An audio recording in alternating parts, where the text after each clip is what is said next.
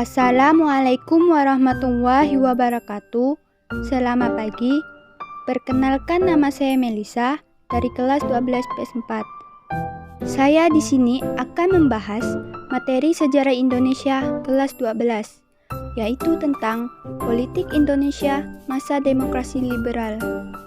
Adapun yang ingin saya bahas di sini terbagi atas 3, yaitu sistem pemerintahan, sistem kepartaian, dan pemilihan umum 1955.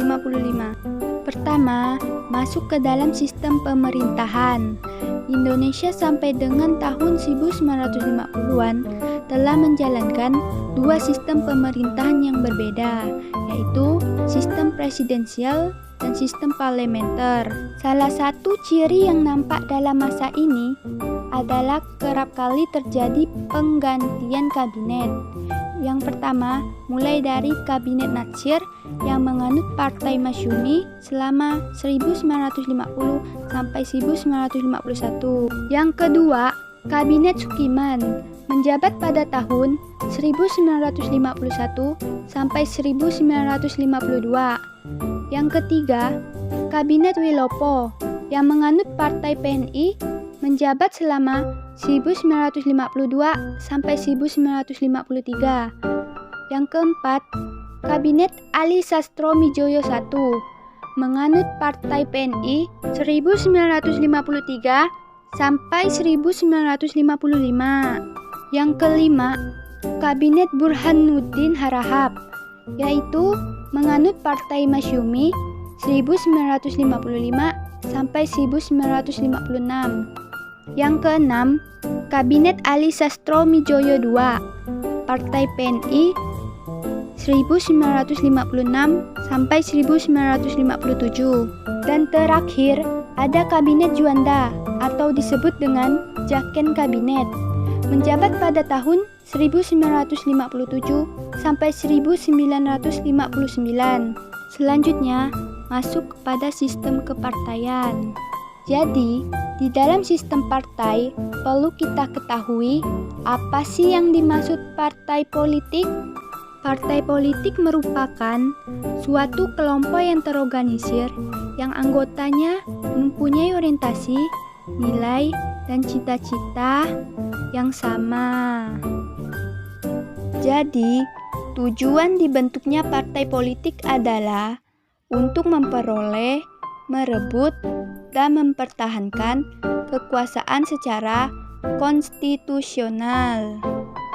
Munculnya partai politik erat kaitannya dengan sebuah kekuasaan.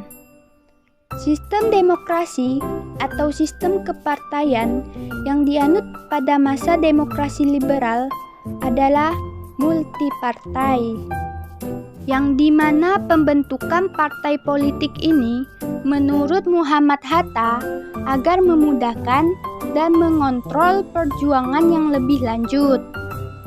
Melihat daripada kondisi tersebut, inilah yang mendorong Presiden Soekarno mencari solusi untuk membangun kehidupan politik Indonesia yang akhirnya membawa Indonesia dari sistem demokrasi liberal menuju demokrasi terpimpin. Dan terakhir, masuk kepada pemilihan umum 1955. Jadi, di dalam pemilihan umum 1955, perlu kita ketahui apa sih tujuan pelaksanaannya. Pelaksanaan pemilihan umum 1955 bertujuan untuk memilih wakil-wakil rakyat yang akan duduk dalam parlemen dan dewan konstituante. Pemilihan umum 1955 dilaksanakan dalam 2 tahap.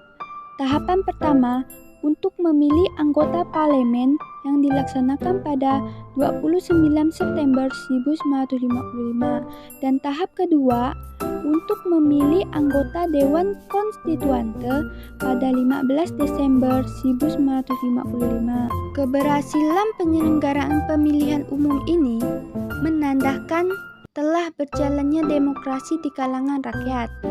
Itulah tadi pembahasan materi politik Indonesia masa demokrasi liberal. Sekian, terima kasih.